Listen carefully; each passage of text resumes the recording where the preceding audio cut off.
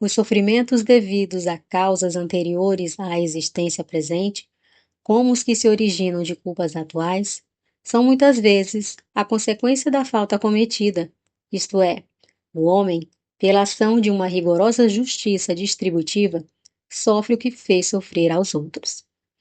O Evangelho segundo o Espiritismo, de Allan Kardec, 52ª edição da FEB, capítulo 5, item 7. Livro Plenitude, capítulo 3. Origens do sofrimento. Ainda segundo o budismo, as origens do sofrimento se apresentam por meio de condições internas e externas, resultando daí outras duas ordens, as kármicas e as emoções perturbadoras. Indubitavelmente, conforme acentua a doutrina espírita, o homem é a síntese das suas próprias experiências, autor do seu destino, que ele elabora mediante os impositivos do determinismo e do livre-arbítrio. Esse determinismo, inevitável apenas em alguns aspectos, nascimento, morte, reencarnação, estabelece as linhas matrizes da existência corporal, propelindo o ser na direção da sua fatalidade última, a perfeição relativa. Os fatores que programam as condições do renascimento do corpo físico são o resultado dos atos e pensamentos das existências anteriores. Ser feliz quanto antes, ou desventurado por largo tempo, depende do livre-arbítrio pessoal. A opção por como e quando agir libera o espírito do sofrimento ou agrilhoa-o nas suas tenazes.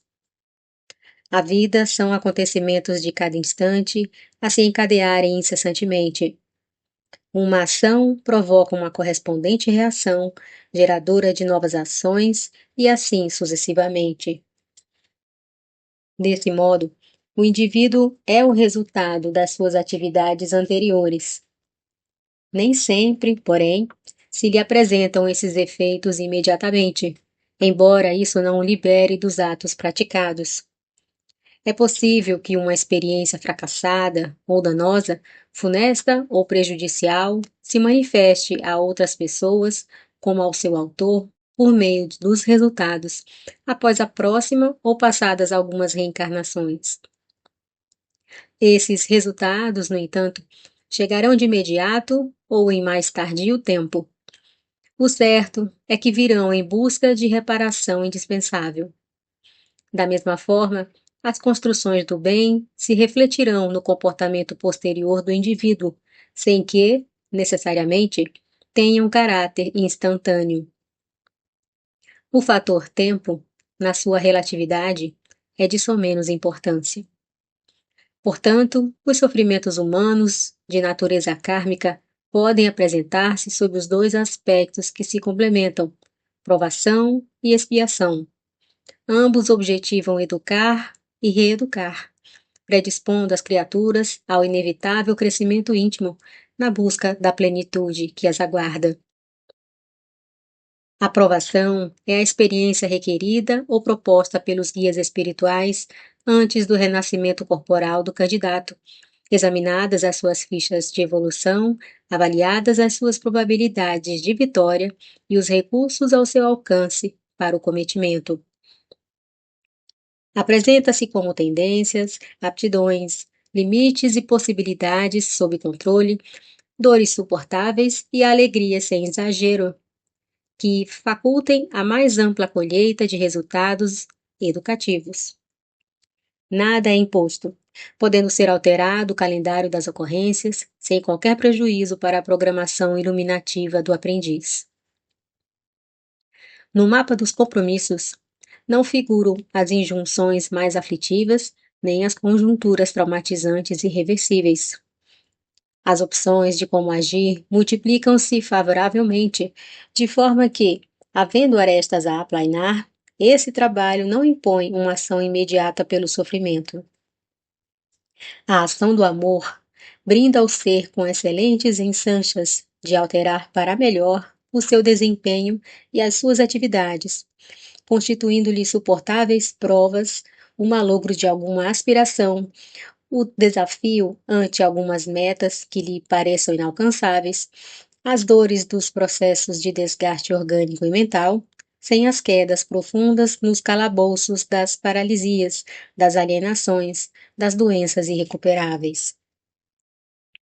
Se tal suceder, ainda poderemos catalogar como escolha pessoal, por acreditar o candidato ser esse o meio mais eficaz para a sua felicidade próxima, liberando-se da canga-rude da inferioridade moral. Poder-se-á identificar essa providencial escolha na resignação e coragem demonstradas pelo educando e até mesmo na sua alegria diante das ocorrências dolorosas. As provações se manifestam, dessa forma, de maneira suave, lenificadora no seu conteúdo e abençoada nas suas finalidades. Sem o caráter punitivo, educam de forma consciente, incitando ao aproveitamento da ocasião em forma eficiente e mais lucrativa, com que equipam aqueles que as experimentam para que se convertam em exemplos, apóstolos do amor, do sofrimento, missionários do bem, mártires dos ideais que esposam, mesmo que no anonimato dos testemunhos, sempre se tornando modelos dignos de ser imitados por outras pessoas. As provações mudam de curso, suavizando-se ou agravando-se conforme o desempenho do espírito. A eleição de certas injunções mais difíceis no processo evolutivo representa um ato de sabedoria, tendo-se em vista a rapidez da existência corporal e os benefícios auferidos, que são de duração ilimitada. Considerando-se a vida sob o ponto de vista causal, das suas origens eternas, as ocorrências na esfera física são de breve duração, não se alongando mais do que um curto período que, ultrapassado, deixa as marcas demoradas de como foram vivenciadas. Valem, portanto, quaisquer empenhos, os sacrifícios, as provas e testes que recompõem os tecidos dilacerados da alma, advindos das anteriores atitudes insensatas. Toda aprendizagem propõe esforço para ser assimilada, e toda ascensão exige o contributo da persistência, da força e do valor moral. Os compromissos negativos, pois, ressurgem no esquema da reencarnação como provações lenificadoras, que o amor suaviza e o trabalho edificante consola. As expiações, todavia, são impostas, irrecusáveis, por constituírem a medicação eficaz, a cirurgia corretiva para o mal que se agravou. Semelhante ao que sucede na área civil, o delinquente primário tem crédito que lhe suaviza a pena e, mesmo ante os gravames pesados, logra certa liberdade de movimento sem a ter totalmente cerceada. O reincidente é convidado à multa e prisão domiciliar, conforme o caso. No entanto, aquele que não se corrige é conduzido ao regime carcerário e, diante de leis mais bárbaras, à morte infamante. Guardadas as proporções, nos primeiros casos, o infrator espiritual é conduzido a aprovações, enquanto que, na última hipótese, há expiação rigorosa. Porque o amor de Deus vige em todas as suas leis, mais justas do que as dos homens, seja qual for o crime. Elas objetivam reeducar e conquistar o revel, não o matando, isto é, não o extinguindo. Jamais intentam vingar-se do alucinado, antes buscam recuperá-lo, porque todos são passíveis de reabilitação. O encarceramento nas paresias, limitações orgânicas e mentais, as paralisias, as patologias congênitas sem possibilidade de reequilíbrio, certos tipos de loucura, de cânceres, de enfermidades degenerativas se transformam em recurso expiatório para o infrator reincidente que, no educandário das provações, mais agravou a própria situação, derrapando para os abismos da rebeldia e da alucinação propositais. Entre esses, suicidas premeditados, homicidas frios, adúlteros contumazes, exploradores de vidas, vendedores de prazeres viciosos, tais como as drogas alucinógenas, o sexo, o álcool, os jogos de azar, a chantagem e muitos artigos da crueldade humana catalogados nos estatutos divinos. Cada ser vive com a consciência que estrutura. De acordo com seus códigos, impressos em profundidade na consciência, recolhe as ressonâncias como experiências reparadoras ou propiciatórias de libertação.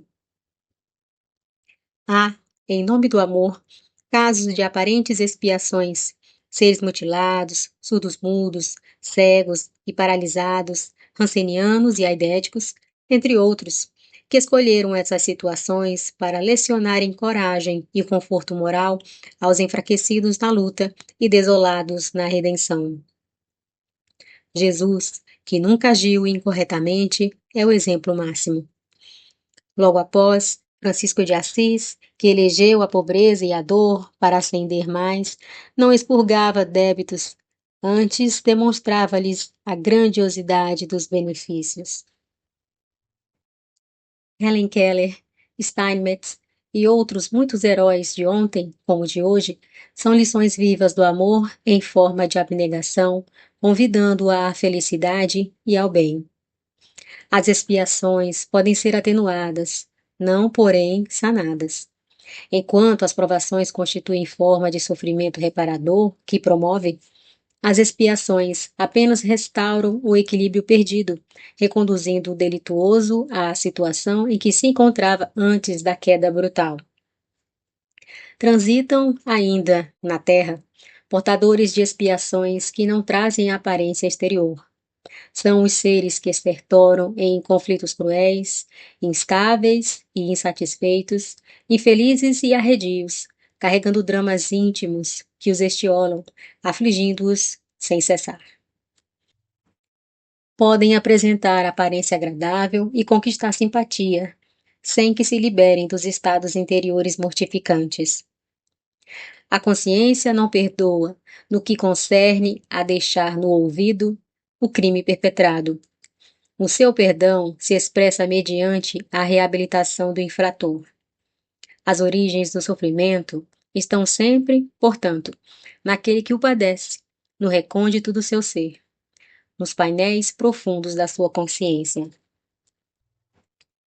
Ao lado das origens kármicas do sofrimento, surgem as causas atuais, quando o homem o busca mediante a irresponsabilidade, a precipitação, a prevalência do egoísmo que o incita à escolha do melhor para si em detrimento do seu próximo. Essa atitude se revela em forma de emoções perturbadoras que o aturdem na área das aspirações e se condensam em formas de aflição. As emoções perturbadoras galvanizam o homem contemporâneo mais do que o de ontem, em razão dos conflitos psicossociais, socioeconômicos, tecnológicos e outros. Os impulsos e lutas que induzem o indivíduo à perda da individualidade, escravizando-o aos padrões de conveniência vigente, são relevantes como desencadeadores de sofrimento. Também a perda do senso de humor torna a criatura carrancuda e artificial, gerando emoções perturbadoras. A ausência da liberdade, pelas constrições de toda a ordem, igualmente proporciona sofrimento. Esses fenômenos psicológicos, no campo do comportamento, propiciam emoções afligentes, tais como o desejo, o ofuscamento, o ódio, a frustração. Porque não sabe distinguir entre o essencial e o supérfluo, o que convém e aquilo que não é lícito conseguir, o homem extrapola nas aspirações e atormenta-se pelo desejo mal conduzido, ambicionando além das possibilidades e transferindo-se de uma para outra forma de amargura. O desejo é um corcel desenfreado que produz danos e termina por ferir-se na sua correria insana. A primeira demonstração de lucidez e equilíbrio da criatura é a satisfação ante tudo quanto a vida lhe concede. Não se trata de uma atitude conformista, sem a ambição racional de progredir, mas sim de uma aceitação consciente dos valores e recursos que lhe chegam, facultando-lhe harmonia interior e bem-estar na área dos relacionamentos, no grupo social no qual se situa. Toda vez que o desejo exorbita, gera sofrimento, em razão de tornar-se uma emoção perturbadora forte, que desarticula as delicadas engrenagens do equilíbrio. Narra-se que a infelizmente célebre Messalina, após uma larga noite de desejos e orgia, foi interrogada por Cláudio ao amanhecer, igualmente aturdido. Estás satisfeita? Ao que ela teria redarguído. Não, cansada. Febre voraz, o desejo faz arder as energias, aniquilando-as. Sempre se transfere de uma para outra área, por conduzir o combustível da insatisfação. Males incontáveis se derivam da sua canalização equivocada, em face das suas nascentes no egoísmo. Este câncer do espírito, responsável por danos contínuos no processo da evolução do ser. Mesmo na realização edificante, o desejo tem que ser conduzido com equilíbrio, a fim de não impor necessidades que não correspondem à realidade. O ideal do bem, o esforço por consegui-lo, expressam-se de forma saudável, quão gratificante, tornando-se estímulo para o desenvolvimento constante dos germes que dormem na criatura, aguardando a eclosão dos fatores que lhes são propiciatórios. Como o efeito do desejo, o ofuscamento, que decorre da presunção e do orgulho, é causa de sofrimentos em razão do emaranhado de raízes na personalidade do homem ambicioso e deslumbrado, como Narciso, ante a própria imagem refletida no lago. As ilusões da prosperidade econômica e social, cultural e política induzem o insensato ao ofuscamento, por permitirem-lhe acreditar-se superior aos demais, inacessível ao próximo, colocando barreiras no relacionamento com as outras pessoas que lhe pareçam de menor status, qual se estas lhe ameaçassem a situação de destaque. Ignoram os fenômenos biológicos inevitáveis da enfermidade, velhice e morte, ou anestesiam a consciência para não pensarem nas ocorrências do insucesso, da mudança de situação, das surpresas do cotidiano. Todos esses fatores são motivos de sofrimento quando se pretende manter a posição de relevo, quando se teme perdê-la e quando isso acontece. O ofuscamento desgoverna inumeráveis existências que se permitem as fantasias do trânsito orgânico sem a claridade que discerne entre as reais e as falaciosas metas da vida. Na mesma trilha, ressalta o domínio do ódio nas paisagens dos sofrimentos humanos. As suas irradiações destrutivas comburem as energias de quem o sustenta, enquanto, muitas vezes, atingem aqueles contra quem se dirigem, caso permaneçam distraídos dos deveres relevantes ou em faixas mentais equivalentes. Loucura do amor não atendido, o ódio revela a presença predominante dos instintos agressivos vigentes, suplantando os sentimentos que devem governar a vida. Jamais havendo motivo que lhe justifique a existência, o ódio é responsável pelas mais torpes calamidades sociais e humanas de que se tem conhecimento.